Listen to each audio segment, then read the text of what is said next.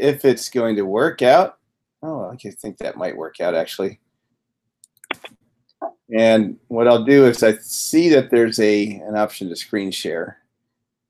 So I'm going to make sure I get the correct screen share. And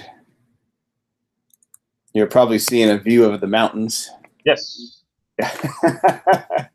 I'll try. I'm going to go ahead and increase the size of this here. So it should show up on your screen as a 16:9. Hopefully that won't bust your display or anything like that. Looks fine, I think. Okay, so you see the title page just fine. Yes. Excellent. Okay, awesome. All right, so yeah, thank you for inviting me to your meeting. I'm certainly honored as usual to get an invite. It gives me kind of a confirmation that people are interested in what I am, and I always love sharing interests. So hopefully this will go pretty well. I have a picture here. This is kind of a this picture here was from that dreaded year 2011, which was, I would call, the year of the tornado. And this happens to be, you know, we got to, in Oklahoma, I got to share in some of the action that year. And this was a tornado outbreak that we had on May 24th, 2011. High risk day. And it was one of two high risk days actually in our state. And this one, though, was one of those slam dunk, oh my God, you know, we're going to die kind of days. Luckily, we didn't, but we had 3 tornadoes that could be easily EF5. The office, you know, Rick Smith, you know, we all had a powwow after we came back from our damage surveys, and we looked at all the pictures, and Tim Marshall, you can see pictured there, was with us, and we're all saying, you know, every one of these tornadoes here, we got damage pictures from them that look like EF5, and they just couldn't, you know, they just couldn't conceive of how could you possibly rate 3 EF5 tornadoes in one day in one county warning area. People would start looking at us really weird, and so, you know, in the end, I think we wound up choosing one tornado as an EF5, and it was the one that hit this high tension power pole here up southwest of Piedmont, Oklahoma. And so on this day, by the way, this was a success day. Every neighborhood that these tornadoes hit, just about every house had storm shelters, and everybody whose house got wiped away off the face of the earth, they just came right out of their storm shelters, whether they were below or above ground. So it was heartening to see that kind of thing, you know, given the fact that if you have to accept a violent tornado going through a neighborhood, you couldn't have asked for a better outcome. So, but and this day was actually a fairly standard day as far as using the EF scale. It was everything seemed to perform okay. The tornadoes that we did not classify as EF5, you know, we could go back and look at those and say, hey, those, you know, there's EF5 damage there. You know, but there was always some flaw or something else that was in there that caused us to kind of hold back a little bit. For example, there was one house that was completely slab, but there was a fence nearby and it didn't suffer, you know, the damage that we would have expected to see in the same context as what the house went through. You know, so we couldn't quite see. And there was another house that had been struck by a mobile home, and so there was a reason to not go all the way because of collateral damage and so forth. There have been other days, though, that have called us into question about, hey, why do we need a new update to the EF scale? Well, look at this tornado. This is really serious flaw in the EF scale. We got to figure out what to do about it. And so that's why, you know, I'm going to talk to you about what we're doing as far as updating the EF scale. How are we doing this, and what other estimation sources or methods there are to evaluate tornado strength. And there are more than just the EF scale. And I'm not just talking about radar and anemometry, although we'll include those. So I'm going to go through and just talk a little bit about the background. I give this talk to a lot of people. I gave it to and variations of this talk, by the way. I gave this talk to roofers organizations, to FEMA, to the Office of Federal Coordination for Meteorology, to the American Society for Civil Engineering, and so forth, and also other insurance companies, and they all are, are stakeholders in what our product is, and eventually what our product comes out to be is something a lot like this, which is a risk assessment to communities around the country from tornadoes. In this case here, this is probability density of EF2 or greater tornadoes, from 1980 to 2011. So right now, in fact, the National Institute for Standards and Technology is leading an effort called, that's a congressional act. It's much like the Weather Forecasting Improvement Act, but this one is called the National Windstorm Impact Reduction Act, or we could call it NWA for short. And the whole goal of that act, and what NIST is doing now, is to help improve community resiliency, first by understanding the risk, and then eventually building structures to be able to better resist and be more resilient, of course, to violent windstorms. And so this part of the first part, the risk analysis, NIST is working with a couple of contractors to update and improve our risk assessment. And they're using it, doing this update based on our current tornado record. So we know what's going on, with our record, and they're doing the best they can to come up with a way to evaluate risk for not only just point sources, but also for municipalities. And when you're talking about areas like municipalities or even power plants, you find that if the risk goes way up, because now you're talking about an area instead of a point, and that's a pretty substantial increase in your footprint that you have to worry about. And not only that, but the tornado risk in areas where it's primarily rural is lesser known than the areas that are highly populated. And that's a concern because we're increasing the population and putting infrastructure out there in places where we're not quite so sure of what the risk is. And even where it is, we have some flaws. And so obviously the goal is to produce, or at least set into place, a way to create a better climatology. So we always have an idea, or a better idea in the future, of how to improve our risk assessment. So, that's obviously one big justification for doing this. And we want as an accurate a record as possible. So, and of course, the other one is impact-based warnings. This is material. This is results from Brian Smith and Rich Thompson, looking at values of low-level rotational velocity with respect to tornado intensity. And this is a current analysis. And of course, you can see that as rotational velocity goes up, so does the likelihood of tornado intensity. And they've gotten to the point, they've constantly improved their work, and they've gotten to the point where you can now assess the probability of a tornado reaching a certain EF rating based on the value of significant tornado parameter and also low-level rotational velocity, or what they call VROT. So those two things are important, and it's always important to continue to improve our analysis. And one of the key things, of course, is that we have a tool now that we can provide a little bit of resolution and show the actual, or at least represent the actual footprints of significant tornadoes, or any tornadoes, a lot better than we used to. And of course, the EF scale helps a lot there by providing a lot of damage indicator guidance, but there's a lot that's missing. We could do a better job. So not to say, that the EF scale is bad. I mean, when it was implemented in 2007, it was a significant improvement over what we had with the F scale, where we only had several damage indicators and rather loose descriptions, not anything that was very accurate. And, along with the EF scale that was forwarded by Texas Tech University engineers, Dr. Kishore Mehta and Jim McDonald, they not only helped to produce, I think, what the engineering studies show to be more accurate wind speeds, but also a lot more guidance. And so that was a big deal. And so there's the EF scale has been applied to several notable events. The key one, actually, is the two of them here.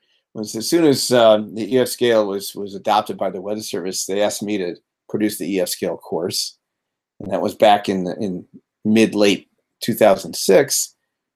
We fielded the course. A lot of you took the course, and now it was time to test out to see how well this EF scale would work. And so we had our first tornado pretty early in 2007. It was February 2nd down in Florida. It was much like the El Nino outbreaks in 1998. This one was also a very strong tornado that hit there.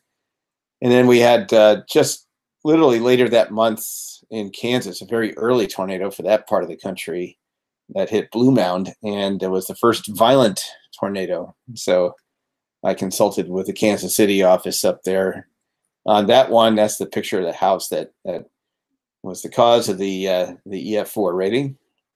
Another violent tornado the very next day. That was the Enterprise, Alabama tornado, where multiple students were injured or killed in the hallways, as you can see what happened to that school, which got crushed right down the center. And then the first EF5 tornado, all in 2007. So that was actually quite an active year. The Greensburg tornado was the first one that was rated EF5. And then, of course, the largest tornado outbreak was the super outbreak. We had to wait some years for that new kind of, what I call a benchmark in terms of applying the EF scale. And I think, gosh, I don't know, there's probably been several of you that were out surveying on that one. Something like 140 Weather Service and FEMA surveyors and National Science Foundation surveyors, et cetera, et cetera. It's just an absolutely monstrous task to document everything that day. And then just later that month, or that spring, was the Joplin tornado, the EF5, which arguably has produced some of the most intense damage I've or anybody else has seen. So later on, in a couple years later, perhaps this is the one tornado that has revealed some of the issues that the EF scale has brought about. And I'll talk a little bit more about that one in a few minutes here. So, with all of these, though, I mean, the EF scale provided an awful lot of evidence there to support how strong the tornadoes were. So there's no way do I trivialize the beneficial impact the EF scale had on post-storm data and damage assessment. So, but there are the issues. I'm going to show a few of those coming up here very shortly. The initial assessment, this one is what I would say very close to what I think is a number one issue in terms of what happened. I'm going to show this to you. This is Miller's Ferry, Alabama, the same tornado outbreak that Enterprise, Alabama got theirs from. And I'm going to point out that we came in here that day. This is kind of, we almost didn't come here. We spent an awful lot of time in Enterprise, and I spent a lot of time in surrounding areas too. And but then we heard about this tornado, and it was pretty bad. And I think this was something that we heard from Jeff Medlin down in the Mobile, Alabama office. And so they wondered if we could go up and take a look at it. And so we did. We came in here, and I was shocked. I was amazed at the level of damage that I saw here. I mean, if we took a look at some of this damage, there's a fairly well-built house here that was completely wiped away.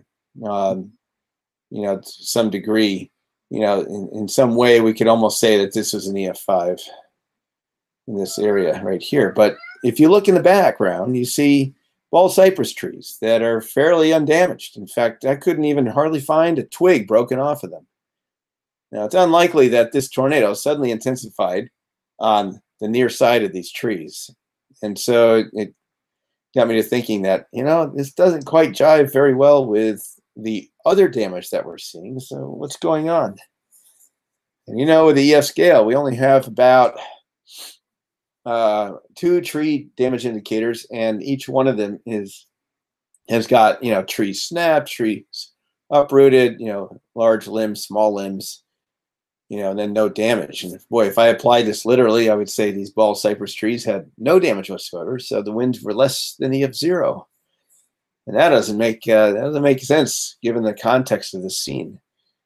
So it immediately said to me that, we got some problems here, because the guidance doesn't say anything about why these trees would be different than the others that we have in the foreground here. But I do know, now, and having learned a lot since then, that bald cypress trees are tough trees. They are tough to knock down. They have interconnecting root systems, and relatively strong wood. So, and especially in a young, mature phase like these were. And young, mature trees are extremely flexible, and they can just bend right over and then come right back up. Provided a strong enough root system, they just won't go over. They will survive even some of the strongest tornadoes. So we don't have any of that in the EF scale. None of that guidance is there. What's going on? El Reno, this one exposed lots of issues. So here we have a situation where we have a fantastic tornado. This is a tornado that was the widest tornado reported in Oklahoma's history, and may be the widest in the entire tornado database. And it doesn't even look like a tornado. It looks like a collection of rain shafts right in this area, but that's the nature of the tornado. And it passed over very limited damage indicators. To be honest, we couldn't apply more than maybe about 80 damage indicators. And that's despite the fact that this tornado's track was up to 2.5 miles wide. So very rural part of Oklahoma. It's, trees and or buildings are widely separated, including power poles. But on that day we had 2 mobile radar systems in that area. And one of them, this is the RAX pole from Oklahoma University, measured a 2-second average radial velocity of 115 meters per second. So that's way over the EF5 threshold. And you can see that this is a complex tornado. It has multiple centers of vorticity, small mesovortices. You can see one right here in the smaller panels on the left side, then a major subvortex that's right here. This is close. I think this may have been, or quite likely was, the one that killed storm chasers Tim Samaras, Carl Young, and I think Paul Samaras. I think that was.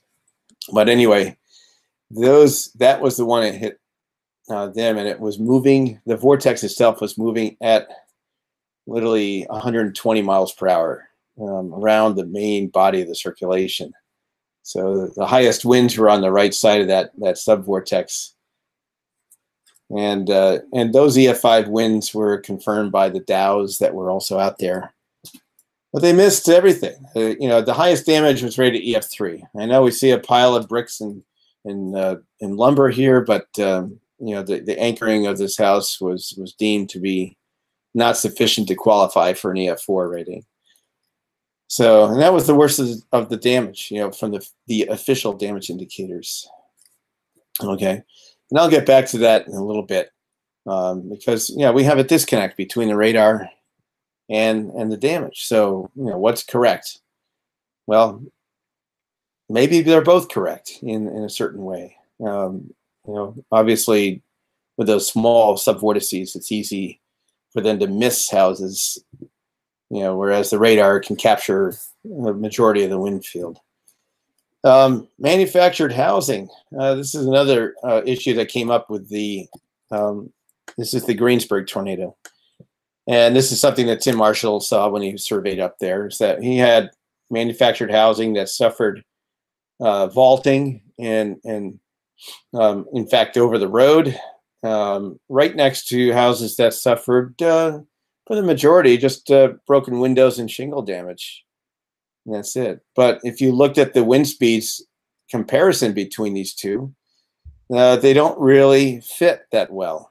And we think it's more than just, in this case, wind gradient, because there was relatively little evidence of subvortices in this tornado. So something had to be done about this. It seemed like a lot of mobile homes will vault at relatively low wind speeds, and maybe not wind speeds that are this high right here. I think the science amongst the engineering community has more confidence in the wind speed to damage relationship with houses rather than with mobile homes. And especially considering the variety of anchoring systems or lack of anchoring systems in mobile homes throughout the country.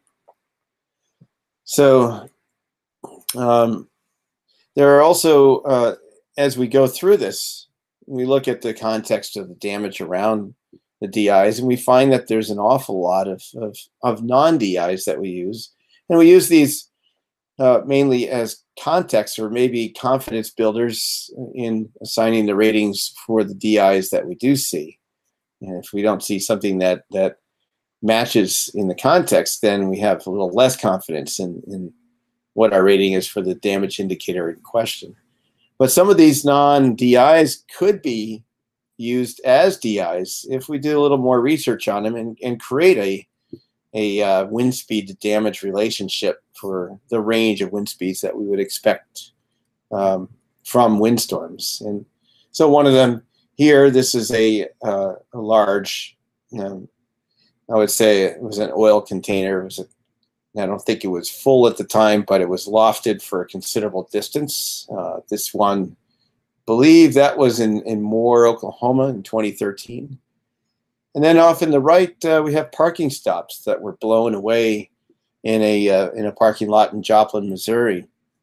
And wind tunnel studies have been performed on these parking stops with the similar anchoring that we have. Basically these steel rods that go through the holes in the parking stops. And they came up with winds, that needed to blow those away like that, sometimes approaching EF5 strengths. And that's just literally inches off the ground. So question is can we use items like this to create a new damage indicator? So I talked about the problem with the bald cypress, and it turns out that that's not just a problem limited to bald cypress. It's a problem with those DIs that is endemic to trees in general. And again, when the original EF scale was created, the members in the EF scale team did not include any forest biologists or tree arborists or anybody else with a large amount of experience with understanding tree behavior in high winds. But so naturally, what happened is that they compared trees in residential settings to houses nearby and then just came up with their best guess, or what was called an expert elicitation.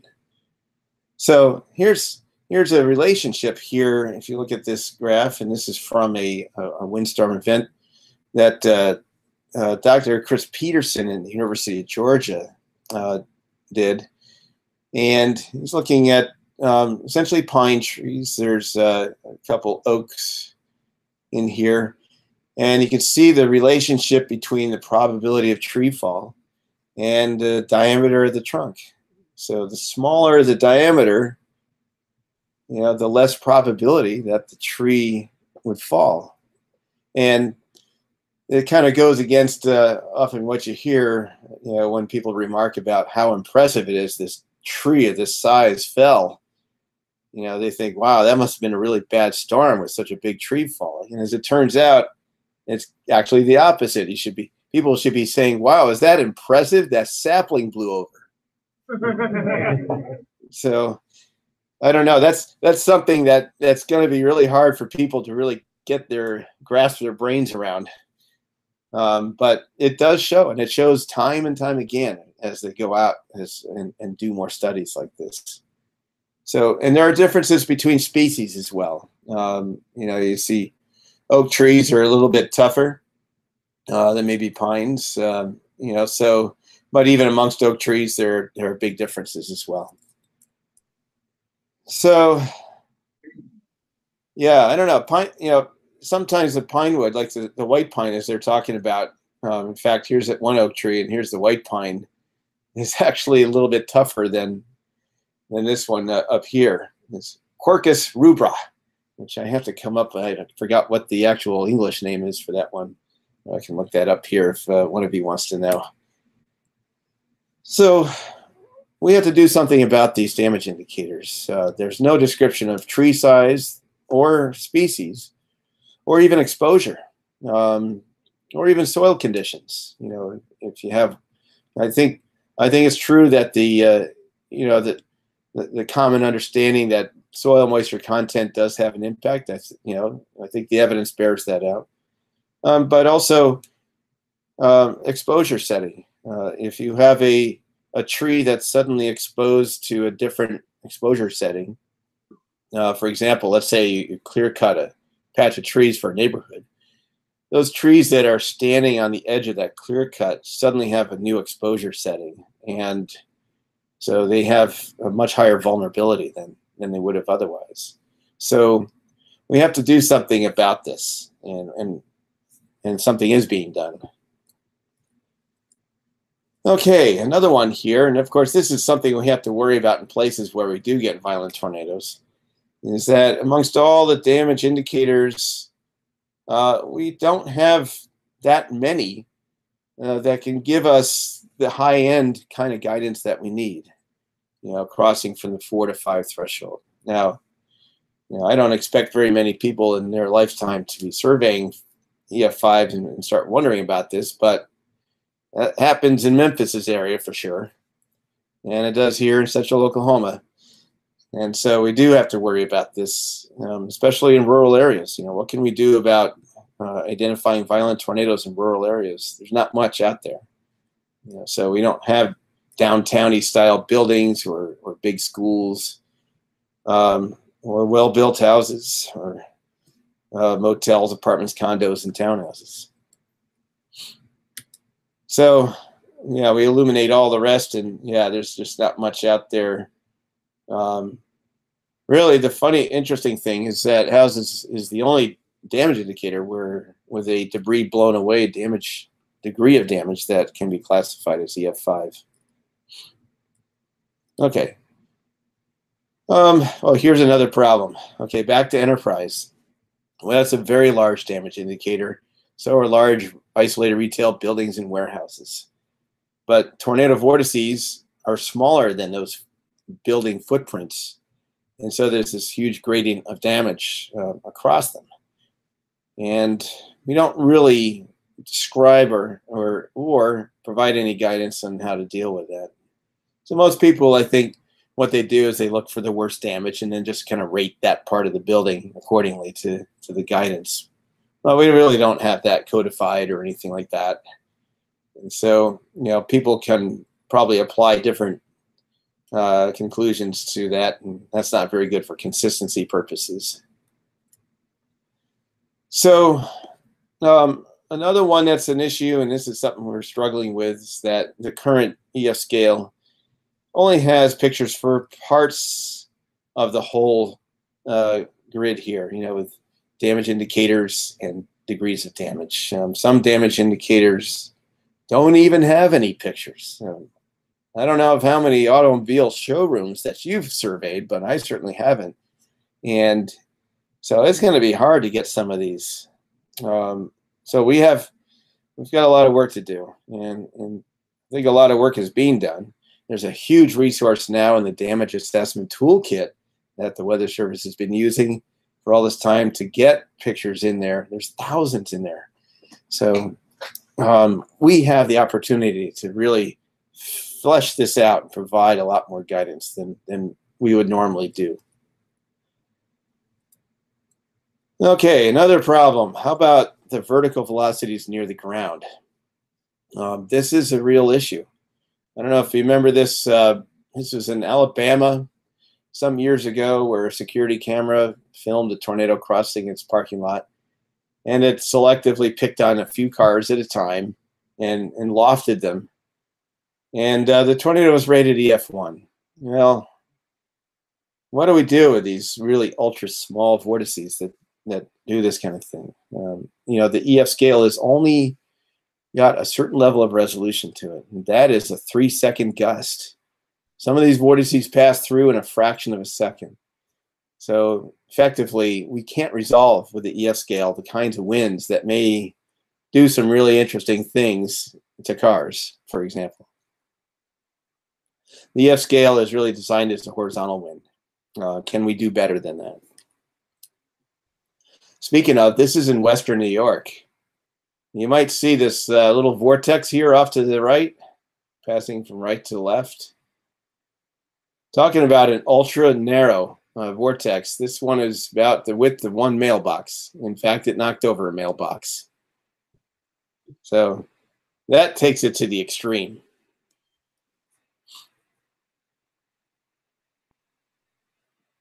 I don't know how that's playing on your end. It's probably a little bit herky-jerky. But it does illustrate some of the challenges that we have. And we wrote about these. We wrote about them in a BAMS article back in 2013. I think this article came out where we wrote about all these challenges and what needs to be done.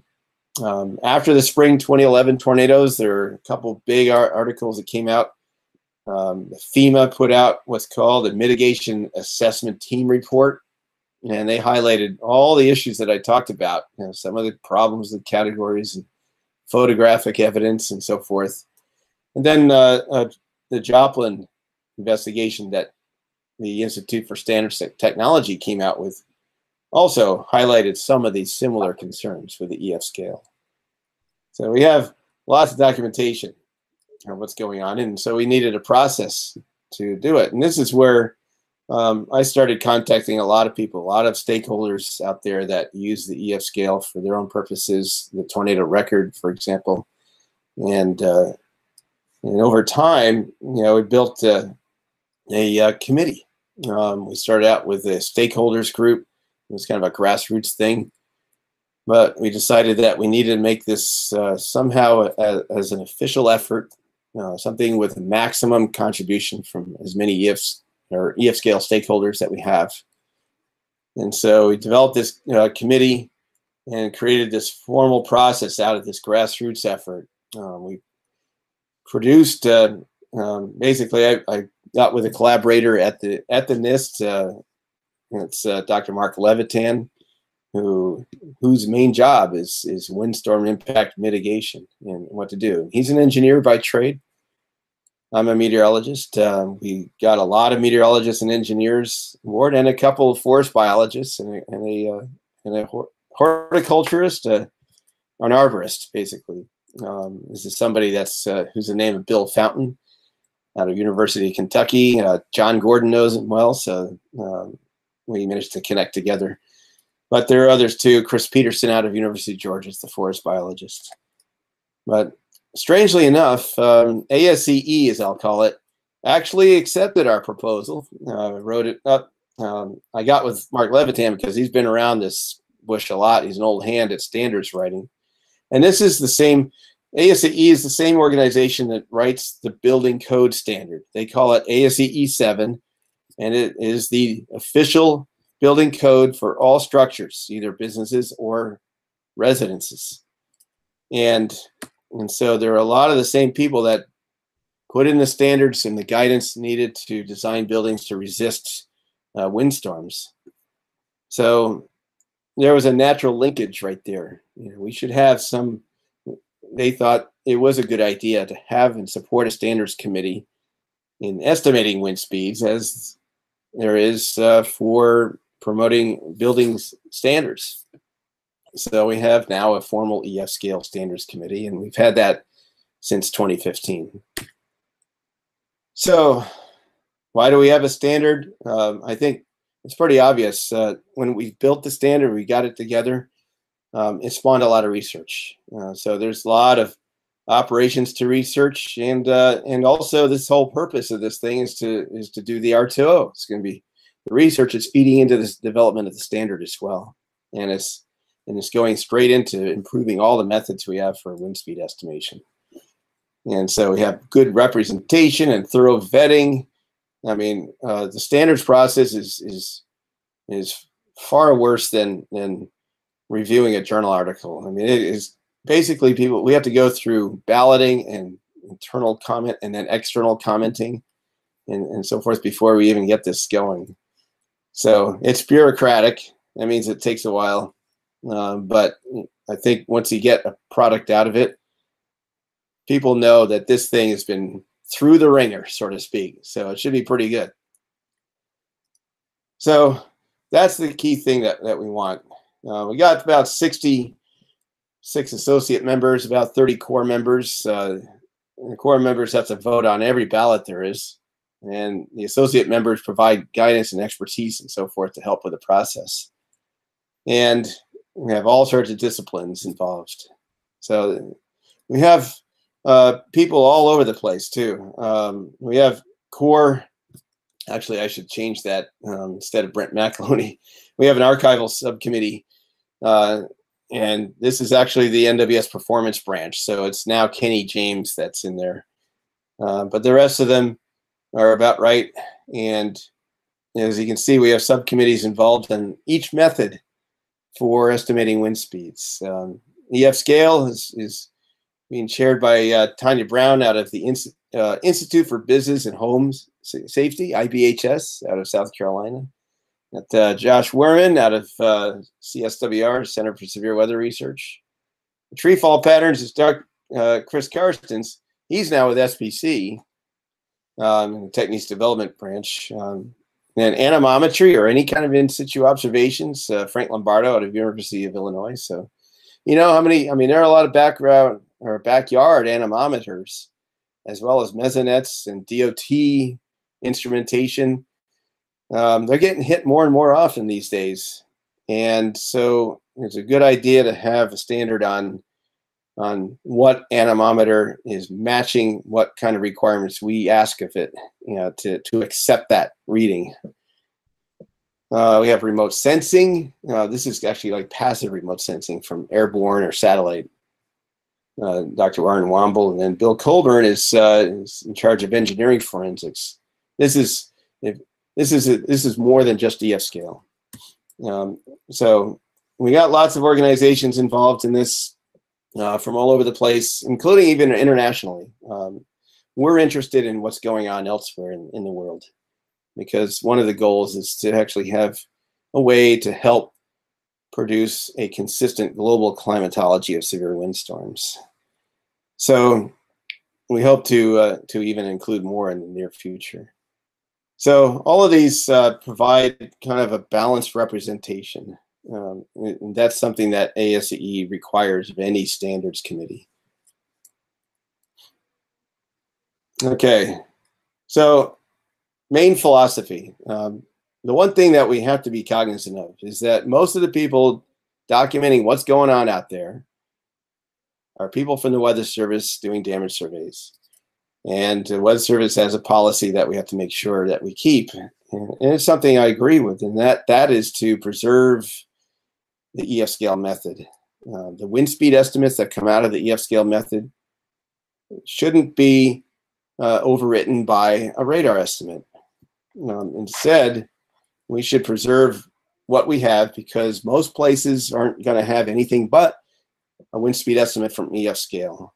And so let's keep those wind speed estimates preserved for every event. So the implication is that the EF scale and the method for estimating the wind speeds from the EF scale are as one. It's just one packaged method. And the new methods that we have from all those subcommittees that you saw are external. There are different ways to estimate the wind speed. And each one may come up with a different wind speed, and each one may be correct in its own way, so to speak. So why not keep those methods out there and then give the users guidance on how to interpret those? So another emphasis in our philosophy is that our standard is applied to estimating wind speeds at a point or small areas.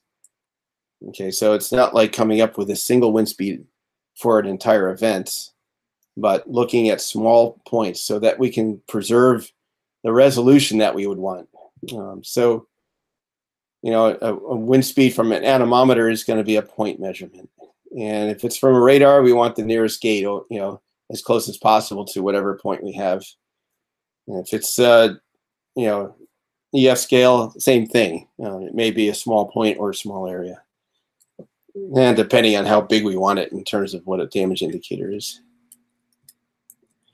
So, yes, we have a path to improve the EF scale. And we've got ideas to improve the current and future damage indicators and DODs and wind speed thresholds and better guidance and so forth.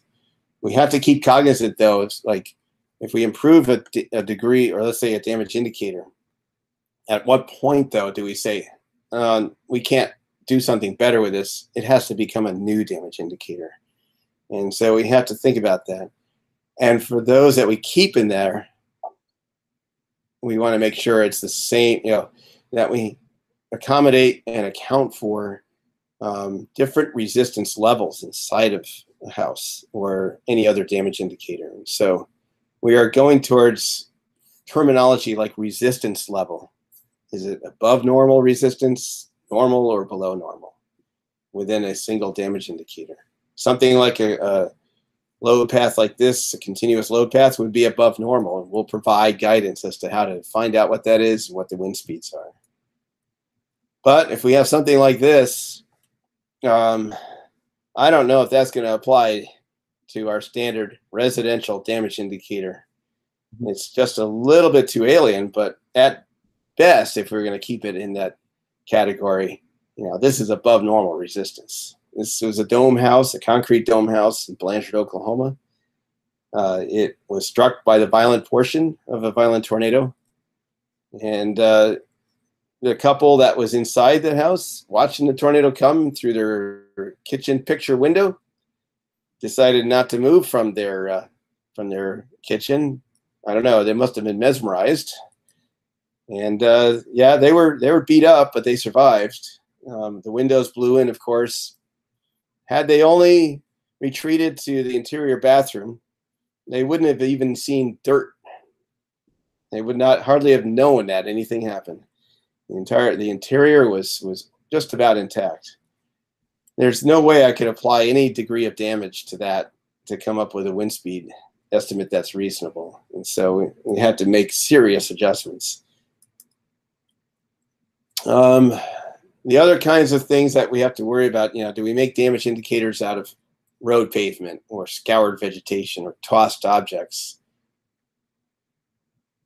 Maybe this object here. I'm going to give you a test. Does anybody know what this is? What make of vehicle?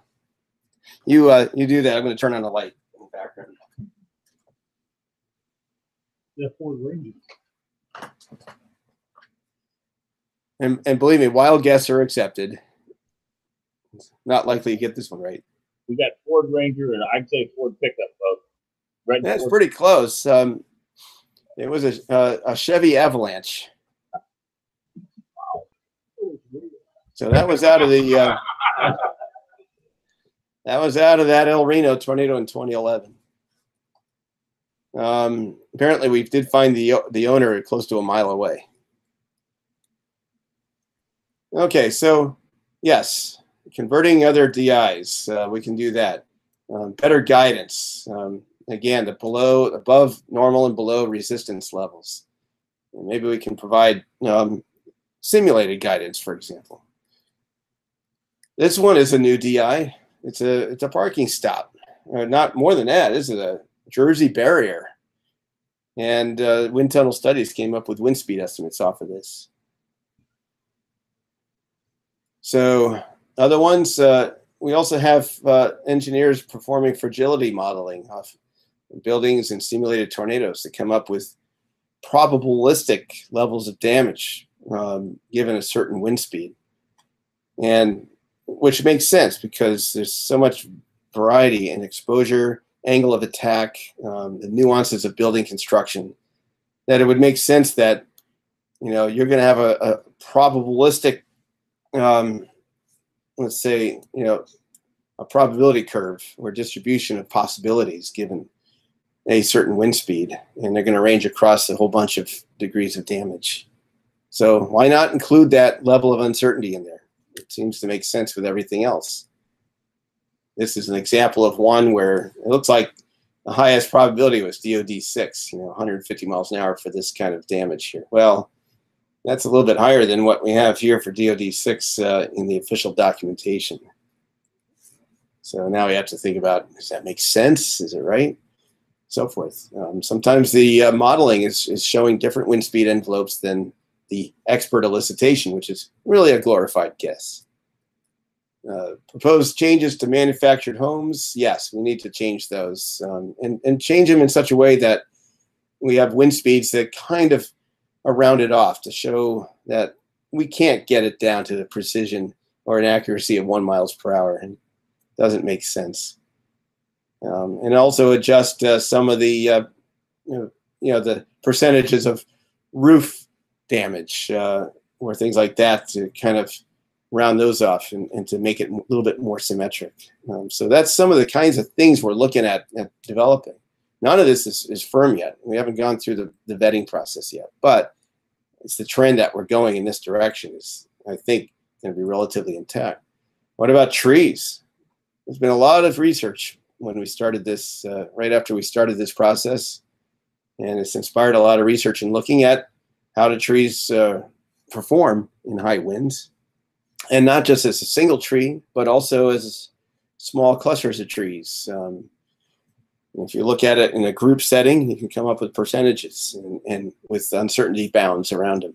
So this is an example of one. It's like, wow, now I can think about applying this to create a damage indicator to come up with ratings across just about the entire spectrum. So other new DIs, besides Jersey barriers, rain bins is a popular one, especially out in rural CWAs where they have a strong desire for that. Rail cars is another, and so forth. So we have a lot of that, but these other indicators as well with remote sensing, looking at land cover changes, such as this one right here, Central Alabama. It shows up in the polar orbiting satellite data and also vegetation indices. And a lot of that imagery is now available to you through the damage assessment tool. So we can use this to help inform large areas. When you can't access every part, we're going to produce guidance to be able to use the remote sensing to help inform the EF scale and the other methods. For example, forensics engineering.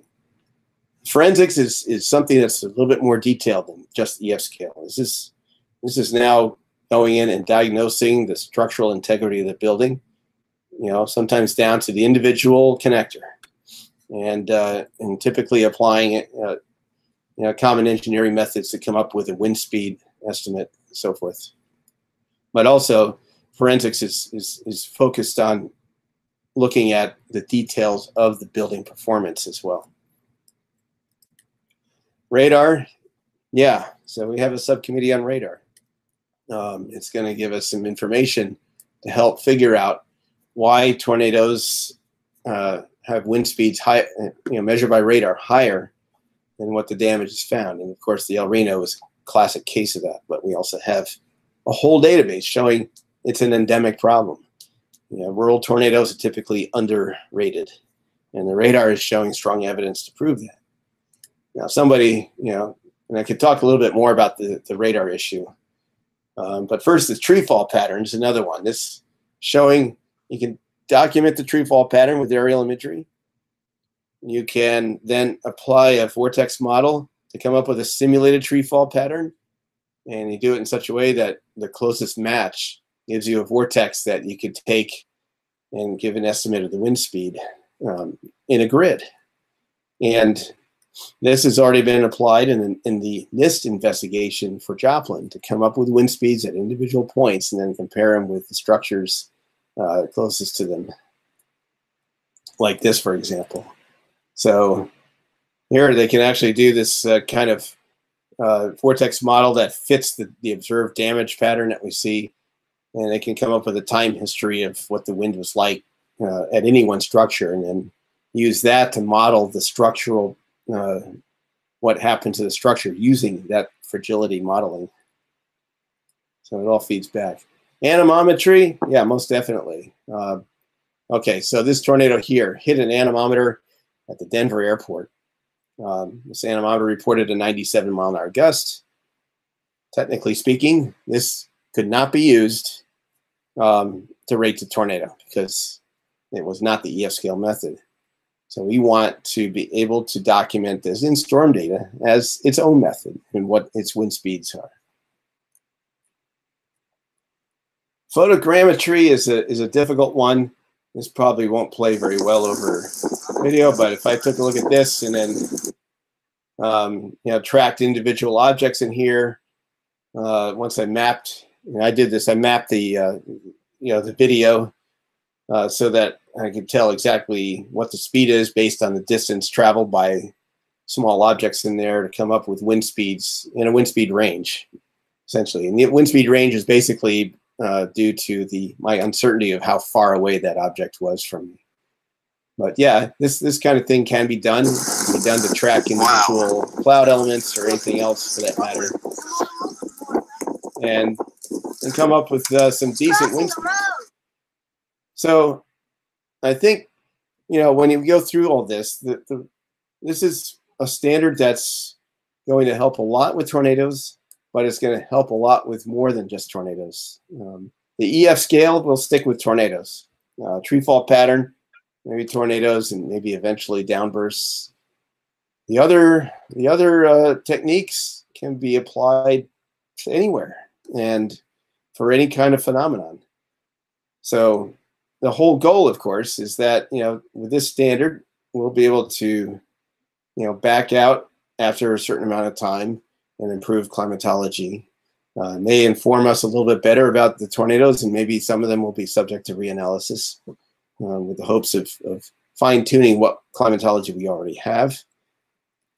And of course, the whole idea is to eventually improve and design buildings with tornado resistance in mind. That effort is already underway with the Building Standards Committee. So this is a picture, by the way, out of Croatia, where they have the Buro winds coming off of the mountains in eastern Croatia and into the Adriatic Sea. They had winds excess of 200 kilometers per hour. Well, that's like 120 miles per hour, and it was pretty impressive. So that's what it did in Croatia.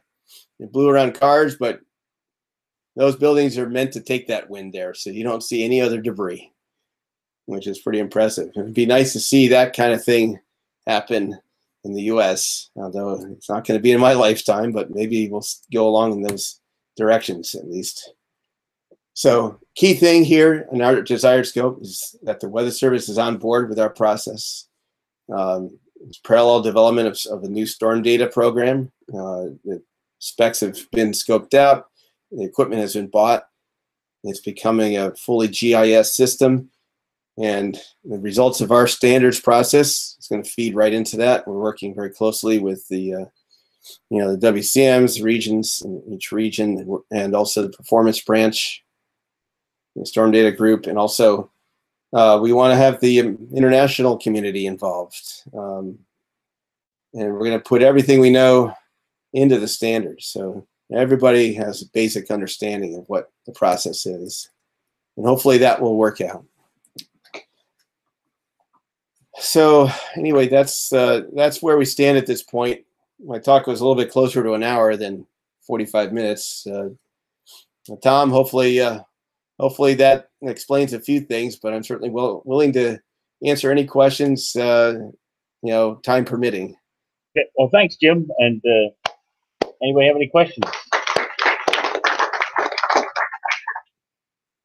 Okay. Yep. Go ahead. Another Jim. Yeah. My question is, it's difficult forecasting and of course surveying the land sprouts that we get out here. Is there any research being done on potentially lowering the EF0 down back to 40 or 50 miles Yeah, so the question is about lowering the lower end wind speed and the EF0, and that's a concern with us too, because I think, I don't know if I'm going to go back to this one here. So this one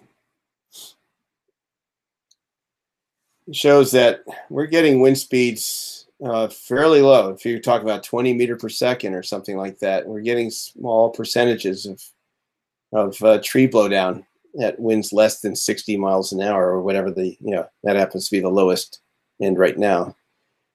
We haven't discussed too much about changing that this time around, but for the individual degrees of damage and so forth, if we come up with a wind speed estimate of 20 meters per second, then that's what it's going to be, and so we'll put that in as a wind speed estimate, and that's going to be documented. That'll be in the, you can do that even now. So that's a serious, it's a concern of ours as well.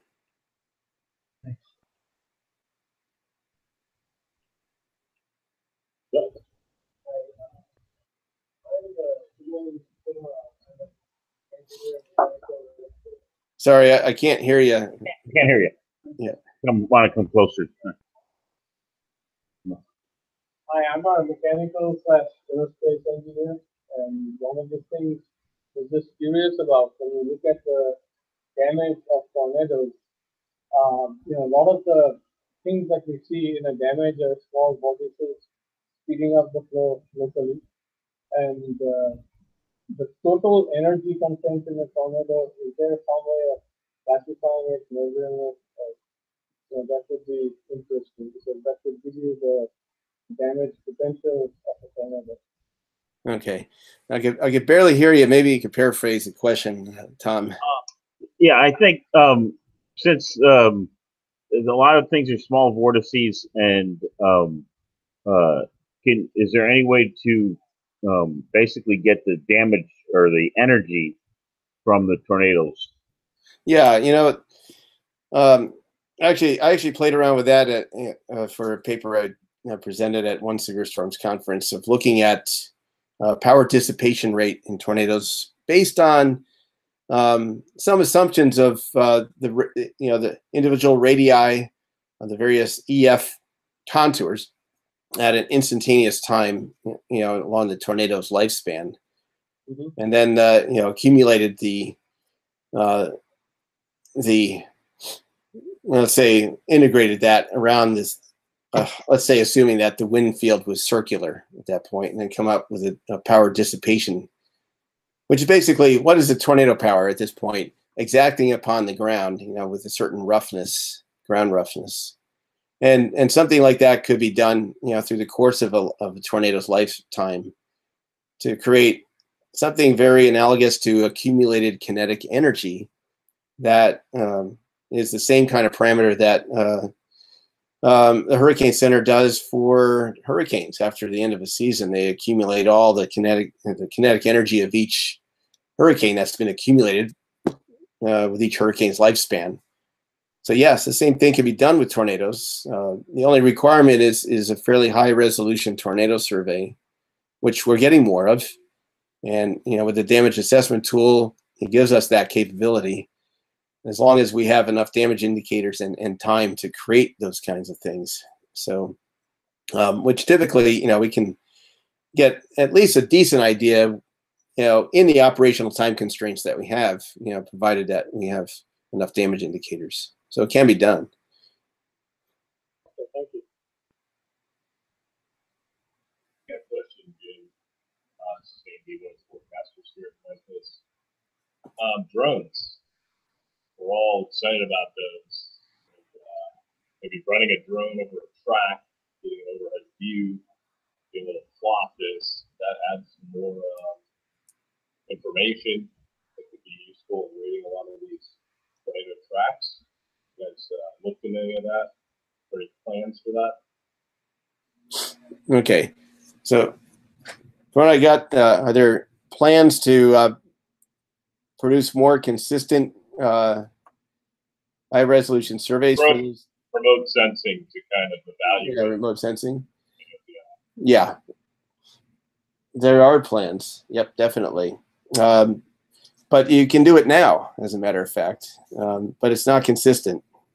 Yeah, that's what I mean. So getting yeah. track, where we can plot these and kind of chart out areas where we can see the vortices better to really get a better understanding. And I have one other question: is the non-traditional? I can't remember, are the irrigation center pivots rated at this point? Are we? I'm sorry. Are you involved in what again? The irrigation center pivots. You know, yeah. So that we spent a lot of time talking about that and a lot of the nuances involved in whether the pivots were full at the time or empty, and so forth. So we have some ideas of what potential ranges are, but we have yet to do the kind of testing that beyond just expert elicitation of what the this, let's say, getting something with a more reasonable velocity range.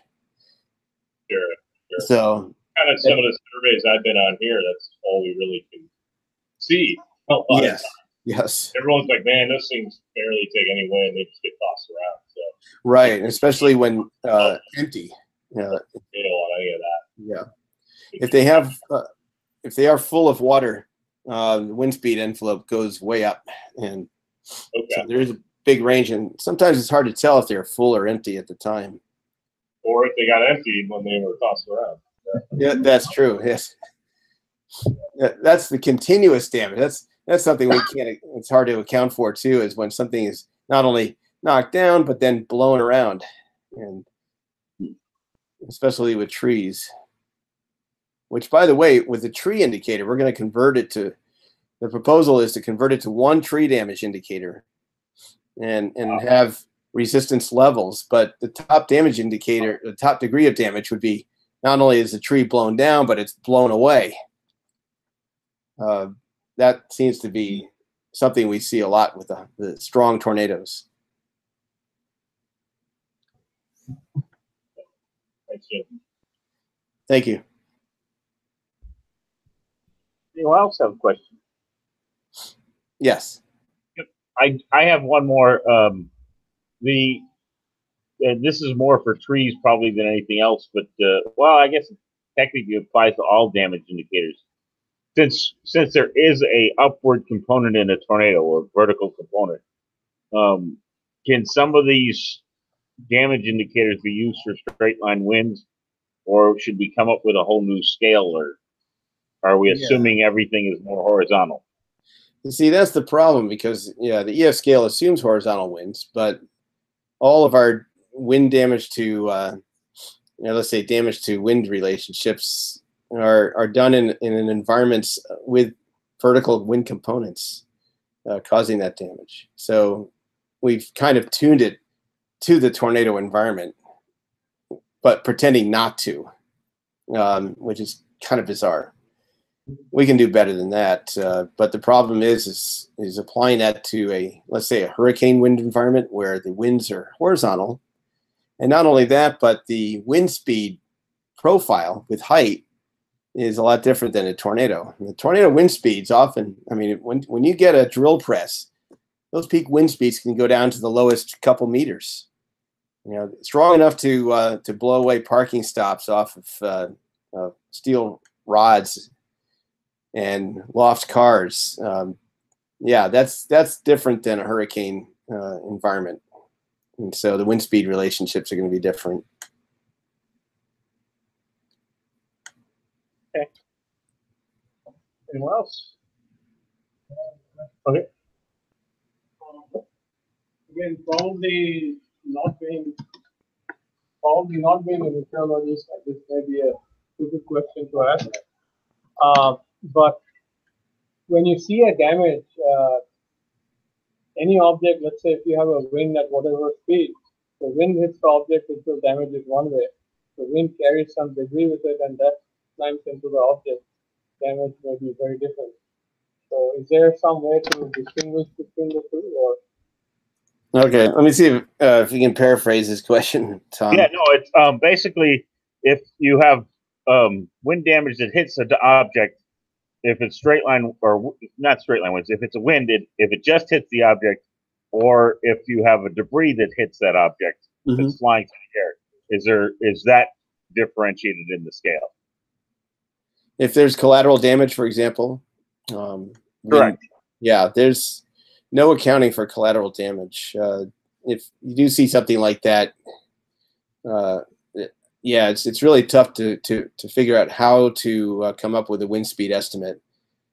And you know, most DIs are going to be subjected to collateral damage due to just abrasion or peppering of small debris or things like that. So what we're talking about here is something with large debris that's impacting and could cause severe damage to the structure, the load-bearing components of a damage indicator, that kind of thing. Yeah, it would be really hard to tease out what the object did versus what the wind did, you know, even if it is loaded with small debris. So those kinds of things we're proposing to reject any DIs that look like they've been hit by large objects and severely compromised. And the same goes with trees. Well, with trees, if we see any severe flaws in a tree, you know, we're going to say, reject it. Don't bother looking at that tree anymore as a subject. Stay there for a little bit. Nope. The connection must be. Yeah, the audio gets really flanged when you're far away from the mic, like farther than Tom is.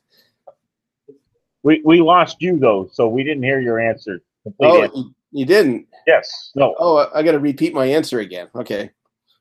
So yeah, if there's any large object that compromises the main load-bearing components of a DI, I would say reject it. If it's small debris that's not compromising those critical supports, then yeah, you use that to assess the whole house, because there's so much debris in a tornado that everything gets hit by debris.